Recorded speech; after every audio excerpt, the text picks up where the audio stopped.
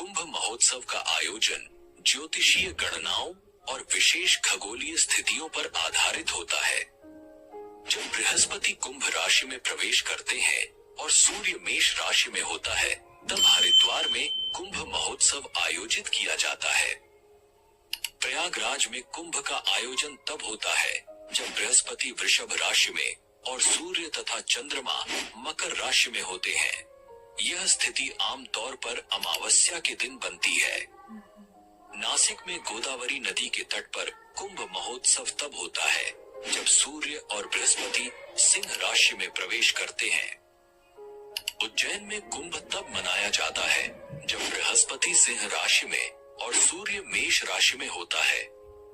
महाकुंभ का आयोजन हर 12 साल में होता है। वेदों में बताए गए खगोल विज्ञान के अनुसार ब्रह्मांडीय ऊर्जा का एक चक्र हर 12 साल में विशेष रूप से सक्रिय होता है। बृहस्पति और सूर्य की इन विशिष्ट खगोलीय स्थितियों के दौरान यह ऊर्जा पृथ्वी के कुछ खास स्थानों पर केंद्रित होती है। यही कारण है कि कुंभ महोत्सव धार्मिक और आध्यात्मिक दृष्टि से इतना महत्वपूर्ण है। कुंभ मेला दुनिया के सबसे बड़े धार्मिक आयोजनों में से एक है। इसकी भव्यता और विशालता ऐसी है कि इसे अंतरिक्ष से भी देखा जा सकता है। साल 2019 में भारतीय अंतरिक्ष अनुसंधान संगठन यानी इसरो ने अपने कार्टोसैट 2 उपग्रह के जरिए कुंभ मेले की तस्वीरें खींची थी। इन अद्भुत तस्वीरों में त्रिवेणी संगम की पवित्रता और नया यमुना पुल की सुंदरता साफ साफ दिखाई दे रही थी। यह नजारा न केवल आस्था का प्रतीक है, बल्कि यह भारत की संस्कृति और धार्मिक एकता की एक झलक भी दिखाता है। महाकुंभ में स्नान का क्रम बहुत पवित्र और अनुशासित होता है। सबसे पहले नागा साधु स्नान करते हैं, फिर संत समाज और उसके बाद गृहस्थ लोग संगम में स्नान करते हैं। नागा साधु भारतीय आध्यात्मिकता और संस्कृति का एक रहस्यमय और रोचक पहलू है। उनके बारे में जानना हमारी प्राचीन परंपराओं और अध्यात्म को समझने के लिए बेहद जरूरी है। भस्म से रमा नग्न शरीर, लंबी जटाएं, हाथ में कमंडल लिए नागा साधु, जिनकी उपस्थिति अपने आप में एक रहस्य है। ये साधु अपना और अपने परिवार का पिंडदान स्वयं करते हैं, जिसे बिजवान कहा जाता है। आम दिनों में ये कहाँ रहते हैं, क्या खाते हैं, ये कोई नहीं जानता, परंतु कुंभ के शाही स्नान में ये मोक्ष प्राप्ति के लिए डुबकी लगाते हैं, जो कि उनका जीवन का एकमात्र लक्ष्य है। सदियों से भारतीय संस्कृति और धर्म पर संकट के बादल मंडराते आए हैं। 14वीं से 16वीं शताब्दी का समय, जब मुगल आक्रमणकारी भारत की संस्कृति और धर्म पर वार कर रहे थे, धर्म खतरे में था। उस समय नागा साधुओं ने धर्म और संस्कृति की रक्षा में अहम भूमिका निभाई। ये साधु केवल शास्त्र ही नहीं, शस्त्र विद्या में भी निपुण थे और धर्म की रक्षा के लिए अपना जीवन तक न्यौछावर करने को तैयार रहते थे। 18वीं शताब्दी में अहमद शाह अब्दाली, जिसे अहमद शाह दुर्रानी के नाम से भी जाना जाता है, ने भारत पर कई बार आक्रमण किया। 1748 में नादिर शाह की मृत्यु के बाद अफगानिस्तान का शासक बनने के साथ ही अब्दाली ने भारत को बार बार लूटा, लेकिन उसका सबसे बड़ा और क्रूर आक्रमण 1757 में हुआ, जब उसने दिल्ली पर कब्जा कर 1 महीने तक अराजकता और लूटपाट मचाई। इस आक्रमण का असर केवल दिल्ली तक सीमित नहीं रहा। मथुरा, वृंदावन और गोकुल जैसे पवित्र स्थलों को भी अब्दाली की क्रूरता का सामना करना पड़ा। उस समय नागा साधुओं ने न केवल इन स्थलों की रक्षा की, बल्कि धर्म और संस्कृति की जड़ों को भी सुदृढ़ बनाए रखा। कई बार विदेशी आक्रमण की स्थिति में स्थानीय राजा महाराजा नागा साधुओं से मदद लिया करते थे। इतिहास में ऐसे कई गौरवपूर्ण युद्धों का उल्लेख मिलता है, जिनमें 40,000 से ज्यादा नागा योद्धाओं ने अपनी वीरता का परिचय दिया। अहमद शाह अब्दाली द्वारा मथुरा और वृंदावन पर आक्रमण के बाद जब गोकुल को लूटने की कोशिश की गई, तब नागा साधुओं ने अपनी अदम्य शक्ति और साहस दिखाते हुए अब्दाली की सेना से युद्ध किया और गोकुल की रक्षा की। इस सहयोग को सम्मान देने के लिए हिंदू शासकों और नागा साधुओं के बीच एक समझौता हुआ। धर्म और राष्ट्र की रक्षा की जिम्मेदारी नागा साधुओं को सौंपी गई। इस समझौते के तहत नागा साधुओं को राजसी सम्मान देने के लिए शाही स्नान की परंपरा शुरू की गई। तब से कुंभ के पवित्र स्नान का पहला अधिकार हमेशा नागा साधुओं को दिया गया है। हालांकि हर परंपरा की तरह यह परंपरा भी विवादों से अछूती नहीं रही। 1310 में महानिर्वाणी अखाड़े और रामानंद वैष्णव अखाड़े के बीच एक खूनी संघर्ष हुआ। वहीं 1760 में शैव और वैष्णव साधुओं के बीच शाही स्नान को लेकर भयंकर लड़ाई छिड़ गई। इन विवादों को रोकने के लिए अंग्रेजों ने अखाड़ों के स्नान का क्रम तय किया। यह अनुशासन आज भी कुंभ मेले की परंपरा का हिस्सा है। इसीलिए महाकुंभ में सबसे पहले नागा साधु शाही स्नान करते हैं। नागा साधुओं के बाद दूसरे क्रम पर संत समाज संगम में स्नान करता है और संत समाज के स्नान के बाद ही गृहस्थ लोग पवित्र संगम में स्नान के लिए उतरते हैं। ये नागा साधु एक विशेष सैन्य पंथ का हिस्सा है। उनके पास त्रिशूल, तलवार, शंख और चिलम जैसी वस्तुएं होती हैं, जो उनके सैन्य दर्जे और परंपरा को दर्शाती है।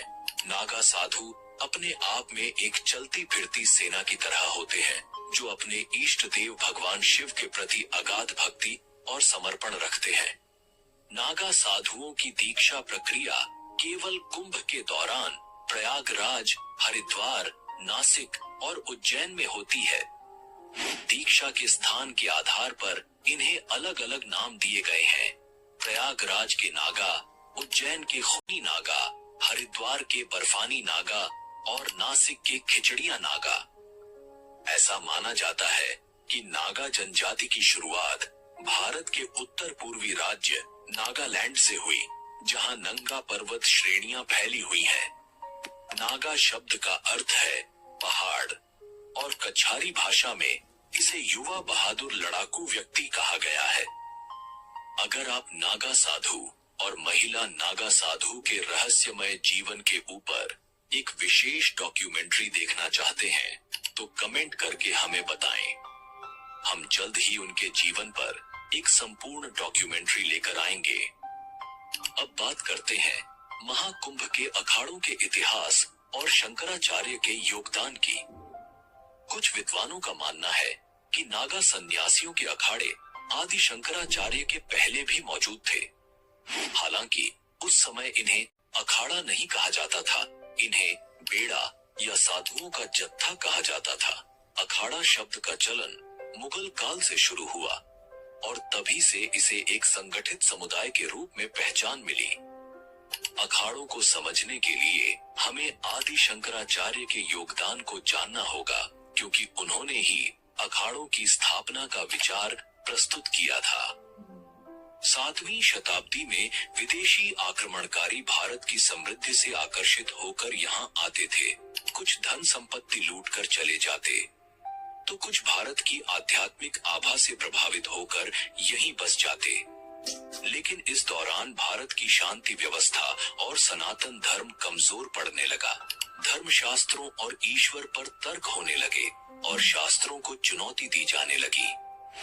ऐसे समय में आदिगुरु शंकराचार्य ने धर्म को एक नई दिशा देने और भारत को एकता के सूत्र में बांधने का बीड़ा उठाया। उन्होंने 4 दिशाओं में 4 पीठों की स्थापना की।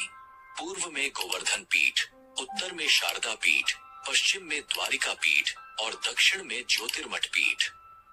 इन पीठों ने भारत की आध्यात्मिक और सांस्कृतिक धारा को जीवित रखने का कार्य किया। शंकराचार्य ने समझाया कि भौगोलिक दूरी चाहे कितनी भी हो, सनातन धर्म की नींव एक ही है। बहुत कम उम्र में ही उन्होंने वेद, उपनिषद और शास्त्रों का गहन अध्ययन कर लिया था। उनकी दृष्टि में सनातन धर्म केवल पूजा पाठ तक सीमित नहीं था, बल्कि यह जीवन जीने का एक मार्ग था।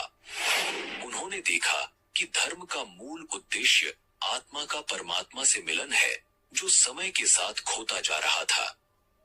शंकराचार्य ने अद्वैत वेदांत का संदेश दिया। ब्रह्म सत्यम, जगन मिथ्या जीवो ब्रह्मैव ना परः। इसका अर्थ है केवल ब्रह्म सत्य है, यह संसार माया है और जीवात्मा स्वयं ब्रह्म है। उनका उद्देश्य साधुओं के विभिन्न संघों को एकजुट करना, सनातन धर्म को मानने वालों को संगठित करना और एक साझा लक्ष्य के लिए प्रेरित करना था। इसी सोच के परिणाम स्वरूप अखाड़ों की परंपरा 14वीं से 16वीं सदी के बीच शुरू हुई। अब बात करते हैं अखाड़ों की। अखाड़ा का अर्थ है एक ऐसा समुदाय जो धार्मिक, आध्यात्मिक और सामाजिक कार्यों में सक्रिय होता है। ये अखाड़े सनातन धर्म के संतों और सन्यासियों के संगठन हैं, जिनका उद्देश्य वेद, उपनिषद और धार्मिक अनुशासन का पालन करते हुए धर्म और संस्कृति का संवर्धन करना है। अखाड़ों का संचालन एक 5 सदस्यीय समिति करती है, जिसमें ब्रह्मा, विष्णु, शिव, गणेश और शक्ति के प्रतीक शामिल होते हैं। यह परंपरा धर्म और संस्कृति को संगठित रूप में बनाए रखने का माध्यम है। महाकुंभ मेला हिंदू धर्म में अत्यधिक महत्व रखता है, जिसमें भारत के अलग अलग अखाड़े शक्ति प्रदर्शन, धार्मिक चिंतन और भक्ति का अनुष्ठान करते हैं। महाकुंभ में 13 प्रमुख अखाड़े होते हैं, जिन्हें मुख्य रूप से 3 श्रेणियों में बांटा गया है। पहला है शैव अखाड़ा, जो भगवान शिव की उपासना करने वाले सन्यासियों का समुदाय है। इनमें शामिल है चुना अखाड़ा, निरंजनी अखाड़ा, महानिर्वाणी अखाड़ा, अटल अखाड़ा, आनंद अखाड़ा, आवाहन अखाड़ा और अग्नि अखाड़ा। दूसरा है वैष्णव अखाड़ा, जो भगवान विष्णु और उनके अवतारों की आराधना करते हैं। इनमें 3 अखाड़े